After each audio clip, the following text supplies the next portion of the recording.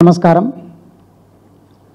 పెద్దలు అన్న అన్ని విషయాలు చాలా వరకు కవర్ చేయడం జరిగింది. ముఖ్యంగా మన దేశము వ్యవసాయం మీద ఆధారపడి ఉన్నది. ఏ దేశమైనా కానీ ఒక ఆధారపడ్డటువంటి రంగం కాకుండా ప్రతి దేశానికి లేదా ప్రతి రాష్ట్రానికి ముఖ్యమైనటువంటి విద్య వైద్యం. మన దేశంలో వ్యవసాయం మీద మన రాష్ట్రం లోపల వీళ్ళు ఎంత నిర్లక్ష్యం వహిస్తున్నారు అనేటటువంటిది మనం కళ్ళారా చూసుకుంటూ వచ్చినాం. ఒక రుణమాఫీ విషయం చాలు. ఇప్పుడు ఈరోజు చూస్తుంటే ఈరోజే ఎక్కడ వాట్సాప్లు చూసినా కానీ పొలాలలో పోయి రైతులు పోయి సెల్ఫీలు తీసి పెడుతున్నారు. మా పొలం ఇది, మాకు రుణమాఫీ కాలేదు అనేటటువంటి విషయం. రైతు బంధు మేము ఇస్తుంటే ఎకరానికి 10,000 ఇస్తుంటే మేము 15,000 ఇస్తాము అని చెప్పి ఎగ్గొట్టినటువంటిది కూడా. అంటే ఈ విషయము వ్యవసాయాన్ని ఏ విధంగా నిర్లక్ష్యం చేసిండ్రు అనేటటువంటిది ఒకటి. ఇక విద్యకు సంబంధించింది మనం చూసినాం. కేసీఆర్ గారి హయాం లోపల గురుకుల పాఠశాలల నుంచి ఎంతమంది విద్యార్థులు ఎన్నెన్ని రంగాల లోపల నిష్ణాతులు అయ్యిండ్రు అనేటటువంటిది మనం చూసినాం. కేసీఆర్ గారేమో విద్యా వ్యవస్థను ఎవరెస్ట్ అంత ఎత్తుకు తీసుకెళ్తే రేవంత్ రెడ్డి గారు ప్రభుత్వం వచ్చిన తర్వాత రాత్రికి రాత్రే ఎంతోమంది టీచర్లను లెక్చరర్లను ట్రాన్స్ఫర్ చేసేసి అదేవిధంగా కొంతమందిని తీసేసి పిల్లలకు పురుగులన్నం పెట్టిస్తున్నటువంటి ఘనత రేవంత్ రెడ్డి గారికి దక్కుతుంది. మనం చూస్తున్నాం విద్యార్థులు రోడ్ల మీదకి స్వచ్ఛందంగా వచ్చి మాకు పురుగులన్నం పెడుతున్నారు, చాలా దారుణంగా ఉంది, మేము అడిగితే మమ్మల్ని కొడుతున్నారు తిడుతున్నారు అనేటటువంటి విషయాలను విద్యార్థులు రోడ్ల మీదకి వచ్చి స్వచ్ఛందంగా ధర్నా చేస్తూ ఉన్నారు. అదొకటే కాదు, ఇది విద్యకు సంబంధించింది. ఇక వ్యవసాయం అయిపోయింది, విద్య అయిపోయింది, వైద్య రంగానికి సంబంధించి గతం లోపల కేసీఆర్ గారు విద్యనే కాదు వైద్యంను కూడా దేశంలో నంబర్ 1గా చేసుకుంటూ వచ్చిండ్రు. ప్రతి జిల్లాకు ఒక మెడికల్ కాలేజ్ పెట్టుకుంటూ వచ్చిండ్రు. వీళ్ళేం చేస్తుండ్రంటే ఆ పెట్టినటువంటి మెడికల్ కాలేజీ లోపల ఇగో ఈ సంవత్సరం ఇంకా ఈ అకాడమిక్ ఇయర్ కౌన్సిలింగ్ కాలేదు. కౌన్సిలింగ్ ఎందుకు కాలేదు అంటే లోకల్ నాన్ లోకల్ ఇష్యూ వాళ్ళు తీసుకొచ్చిండ్రు. దాన్ని పరిష్కరిస్తలేరు. అది హైకోర్టు సుప్రీంకోర్టు ఇట్లా తిరుగుకుంటూ పోతుంది. విద్యార్థుల భవిష్యత్ అనేటటువంటిది వాళ్ళ అకాడమిక్ ఇయర్ పోయేటటువంటిది ప్రమాదంలో ఉంది. వీళ్ళు వైద్యానికి సంబంధించి కేసీఆర్ గవర్నమెంట్ లోపల మాతా శిశు మరణాలు గణనీయంగా తగ్గిపోతే రేవంత్ రెడ్డి గారి ప్రభుత్వం వచ్చిన తర్వాత మాతా శిశు మరణాలు ఎందుకు పెరుగుతున్నాయి? ఇది మేం చెప్పడం కాదు. ప్రతి పత్రిక లోపల గవర్నమెంట్కు అనుకూలంగా ఉన్నటువంటి పత్రికలలో కూడా పతాక శీర్షికలలో వస్తున్నాయి. చాలా సందర్భాల్లో మనం చూసినాం. కట్టలు ఉన్నాయి. ఇప్పుడు ఇగో ఈడు ఇంతమంది చచ్చిపోయినరు, ఈడు ఇంతమంది చచ్చిపోయినరు అనేటటువంటిది. మరి ఇట్లా అవుతుంది కదా, దీన్ని మీరు ఒకసారి సమీక్షించాలా? ముఖ్యమంత్రి గారికి వేరే వేరే వాటి మీద సమీక్షించనీకే సమయం ఉంది, కానీ ముఖ్యమైనటువంటి విభాగాలైనటువంటి విద్యా వైద్యం మీద సమీక్షించాలి కదా. ఇక విద్యకైతే ఇక్కడ మంత్రే లేడు. వైద్యానికి సంబంధించి మీరు ఎప్పుడైనా గవర్నమెంట్ హాస్పిటల్స్ పెద్ద ఆసుపత్రులు అయినటువంటి గాంధీ ఆసుపత్రికి కానీ ఉస్మానియా ఆసుపత్రికి కానీ మీరు ఎప్పుడన్నా వెళ్ళి సందర్శించినరా? లేదు దీని మీద ఎప్పుడన్నా రివ్యూ తీసుకున్నారా? మాతా శిశు మరణాలు ఎందుకు పెరుగుతున్నాయి? మనం తీసుకుంటే కేసీఆర్ గారి గవర్నమెంట్ లోపల మామూలుగా అప్పుడప్పుడు ఏం చెప్తుంటారంటే ఏదన్నా గవర్నమెంటు పుట్టినప్పటి నుంచి చనిపోయే వరకు మా గవర్నమెంట్ పథకాలు ఇస్తున్నాయి అని చెప్పి చెప్తుంటారు. నేను గతంలో కూడా చెప్పినా మళ్ళీ చెప్తా ఉన్నా, కేసీఆర్ గారి హయాం లోపల పుట్టినప్పటి నుంచి చనిపోయే వరకు మాత్రమే కాదు, పుట్టక ముందు నుంచి చనిపోయిన తర్వాత వరకు కూడా పథకాలు ఇచ్చినటువంటి గవర్నమెంటు ప్రజలను కడుపులో పెట్టుకొని చూసుకున్నటువంటి గవర్నమెంట్ కేసీఆర్ గారి గవర్నమెంట్. ఆ పుట్టక ముందు అనేటటువంటిదే కేసీఆర్ న్యూట్రిషన్ కిట్ లాంటి అంగన్వాడీ పిల్లలకు మంచి భోజనం పెట్టించేటటువంటిది. తల్లి ఆరోగ్యంగా ఉంటేనే మాతా మరణాలు తగ్గడంతో పాటు పిల్లలు కూడా ఆరోగ్యంగా పుడతారు కాబట్టి శిశు మరణాలు తక్కువైతాయి. కేసీఆర్ న్యూట్రిషన్ కిట్ బాయ్, కేసీఆర్ డెలివరీ అయిపోయినాక ఇచ్చేటటువంటి కేసీఆర్ కిట్ బాయ్ ప్రజలను ఆరోగ్యం మీద అస్సలు దృష్టి సాధించట్లేదు. ఎందుకంటే వాళ్ళకు చాలా వేరే వేరే విషయాలు ఉన్నాయి. దృష్టి సాధించేటి ప్రజలకు సంబంధించినటువంటి విషయాలు కాదు, వాళ్లకు ఏది లాభం వస్తుంది అనేటి మీద దృష్టి సారించి ఈరోజు ప్రజలను వాళ్ళ ఆరోగ్యం కావచ్చు, విద్యను కావచ్చు, అట్లా గాలికి వదిలేసిండ్రు.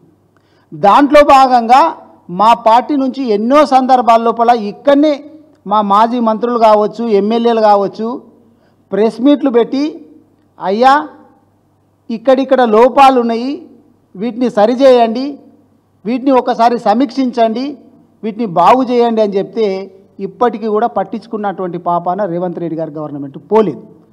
కాబట్టి మా వర్కింగ్ ప్రెసిడెంట్ కేటీఆర్ గారు ఏం చేసిండంటే వాళ్ళు చెప్తే వినట్లేదు కదా, ప్రజల ఆరోగ్యాన్ని గాలికి వదిలేసిండ్రు కాబట్టి మనమే స్వయంగా పోయి చూద్దాము అనేటటువంటిది మా ముగ్గురిని కమిటీలో వేసిండ్రు.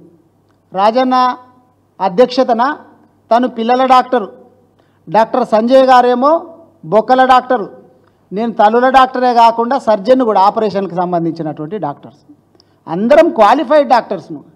మేము ఈరోజు గాంధీ హాస్పిటల్కు పోదామన్నది కూడా మంది మార్బలాన్ని తీసుకొని ఆడేదో ధర్నా చేయడానికి పోలే, వందల కొద్దీ కార్యకర్తలను తీసుకొని పోలే.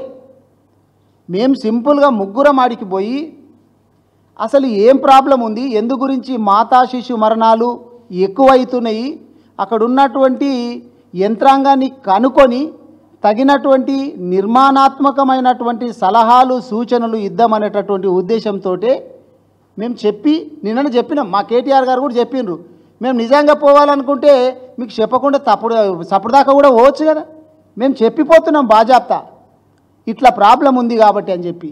కానీ మరి మీరేం చేస్తుండ్రు, నైటు మా వికారాబాద్లో అయితే మా ఇంటి దగ్గర మా ఇంటి చుట్టుముట్టు పదుల సంఖ్యలో కాదు 50-60 మంది పోలీసులు రాత్రి నుంచే డిఎస్పి, సిఐ, ఎస్ఐ ఇంతమందిని పెట్టి మొత్తం నిర్బంధించడానికి ప్రయత్నం చేశారు. అంతమంది ఉన్నా నేను వికారాబాద్ నుంచి గాంధీ హాస్పిటల్ వరకు వచ్చిన.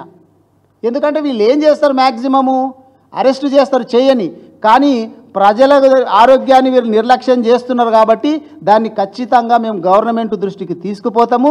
వీళ్ళు చేస్తున్నటువంటి తప్పులన్నిటిని మేము ఎండగట్టాలనేటటువంటి ఉద్దేశంతో నేను వికారాబాద్ నుంచి ఈరోజు గాంధీ హాస్పిటల్ వరకు రావడం జరిగింది. అట్లాగే మా రాజన్నను ఎమ్మెల్యే క్వార్టర్స్ లోపల నిర్బంధించేసిండ్రు, గృహ నిర్బంధం చేసిండ్రు, తర్వాత బండ్లగూడకు షిఫ్ట్ చేసిండ్రు. గాంధీ హాస్పిటల్కు డాక్టర్ సంజయ్ గారు నేను ఇద్దరం పోతే మాతో పాటు ఎమ్మెల్యే గోపీనాథ్ గారు వస్తే మేము ఆడ క్లియర్గా చెప్పినాము. ఏం చెప్పినామంటే మీరు మాతో పాటు రండి, పోలీసు వాళ్ళు మీరు మాతో పాటు రండి, మా ముగ్గురిని తప్ప వేరే వాళ్ళని ఎవరిని కూడా లోపలికి అనుమతించకండి. మీరు మేము పోయి కూర్చొని అక్కడ ఉన్నటువంటి సూపరింటెండెంట్, అక్కడ ఉన్నటువంటి ఆర్ఎంఓ తోటి అసలు ఎట్లుంది పరిస్థితి అనేది కనుక్కుందామని చెప్పినాము. మేము ఆడ ధర్నా చేయడానికి పోలేదు, దౌర్జన్యం చేయడానికి పోలేదు. అంటే మీ ఉద్దేశం ఏంది, ప్రజలకు ఏమైనా పర్వాలేదు కానీ లోటుపాట్లు అనేటటువంటివి బయటికి తెలియవద్దు, లొసుగులు ఏవన్నీ ఉన్నాయనేటటువంటిది బయటికి బీఆర్ఎస్ ప్రభుత్వం తీసుకొస్తున్నది కాబట్టి ఆ తీసుకురాకుండా చేయాలా. అంటే మీరు మసిబూసి మారేడుగాయని ఎన్ని రోజులు చేస్తారు, ఆ మసి ఎప్పుడో పోతుంది కదా, అది మారేడుగాయ కాదనేది తెలుస్తుంది కదా. కాబట్టి ఇప్పటికైనా మీరు మారండి. ఎంతమందినని చెప్పి నిర్బంధించుకుంటూ పోతారు చెప్పు. జర్నలిస్టులు రుణమాఫీ కాలేదు అని చెప్పి కనుక్కోవడానికి పోతే లేడీస్ అని కూడా చూడకుండా వాళ్ళని నిర్బంధించడానికి చూస్తారు, వాళ్ళను భయభ్రాంతులకు గురి చేస్తారు. రైతులు మాకు రుణమాఫీ కాలేదు అని చెప్పి వాళ్ళు అడుగుదామంటే రైతులను ఎక్కడికక్కడ అణిచి వేస్తారు. అదేవిధంగా వరదలు వచ్చినాయి పోదామంటే ఇందాక మా రాజన్న చెప్పినట్టు ఎవ్వరు కూడా పోవద్దు. అంటే ప్రజలు ఏమైనా పర్వాలేదు, మేము ఇచ్చినటువంటి హామీలను తుంగలో తొక్కుతాము, మాకు 5 ఏళ్ళు అధికారం ఇచ్చిండ్రు కాబట్టి మేము ఖచ్చితంగా ఉంటాం, మేము ఎవరిని పట్టించుకో, మీరు ఏం చేసుకుంటారో చేసుకోండి అనేటి ఒక నియంత పోకడ అనేటటువంటిది ఉంది. ఇందాక మన వాళ్ళు చెప్పిండ్రు, ఇందాక మా మిత్రుడు కూడా చెప్తుండే, ఇందిరమ్మ రాజ్యం అంటే ఎట్లుంటుందో అనుకున్నాం. మార్పు అంటే మార్పు ఎంత బాగుంటుందో అనుకున్నాం. ఇప్పుడు ప్రజలు చూస్తున్నారు మార్పు అనేటటువంటిది. అయ్యో మార్పు ఇంత దారుణంగా ఉంటుందా అని చెప్పి మేము ఊహించలేము అని చెప్పి ప్రజలు అనుకుంటున్నారు. ఎందుకంటే కేసీఆర్ గారు ఎన్నెన్ని పథకాలు పెట్టిండో అన్ని పథకాలు రావడంతో పాటు వీళ్ళు ఇంకా మీదికెళ్ళి అదనంగా ఇస్తామంటున్నారు కాబట్టి వీళ్ళు ఇంకేమి ఇస్తారో అనేటటువంటి దాంతో ఓట్లేసిర్రు తప్ప వీళ్ళ మీద ప్రేమతోటి కాదు. మనం చూసినాం ఇక్కడ కాంగ్రెస్ ఎక్కడెక్కడ ఏ రాష్ట్రాలలో అయితే ఉన్నదో ఇట్లా అడ్డగోలిగా హామీలు ఇచ్చి వచ్చి బొక్క బోర్లా పడతా ఉన్నారు. ఉన్న వాస్తవాలను ప్రజలకు చెప్పనీయట్లేదు, వాళ్ళు చెప్పరు, చెప్పనిస్తలేరు. అంటే అమ్మ పెట్టదు, అడుక్కొని తిన్నీయదు. వాళ్ళు వాస్తవ పరిస్థితిని బయటికి తీసుకొచ్చే పరిస్థితి లేదు. మేము తీసుకొస్తాము. ప్రధాన ప్రతిపక్షంగా ఉన్నటువంటి బీఆర్ఎస్ పార్టీ ప్రజల సమస్యలను, రైతుల సమస్యలను, విద్యార్థుల సమస్యలను మేము బయటికి తీసుకొస్తామంటే మమ్మల్ని ఎక్కడికక్కడ అణిచివేస్తూ ఉన్నారు. ఎన్ని రోజులు అని చెప్పి అణిచివేస్తారు చెప్పండి? ఒకరోజు ఈరోజు అణిచివేస్తారు, రేపు అణిచివేస్తారు. ఎంతమంది నన్ను అణిచివేస్తారు? ఎన్ని వర్గాల వారిని అని చెప్పి అణిచివేస్తారు? ఇప్పటికైనా మీరు అనవసరమైన వాటి మీద దృష్టి సారించి ఈ ప్రజా ఆరోగ్యాన్ని, విద్యను గాలికి వదిలేయకుండా వాటి మీద సమీక్ష పెట్టండి. ముందుగాల విద్యకు సంబంధించినటువంటి మంత్రిని పెట్టండి, విద్య మీద సమీక్ష పెట్టండి. మీరు గాంధీ హాస్పిటల్కు సరే మమ్మల్ని ఓనిస్తలేరు, సంతోషం, మరి మీరన్నా వెళ్ళాలి కదా.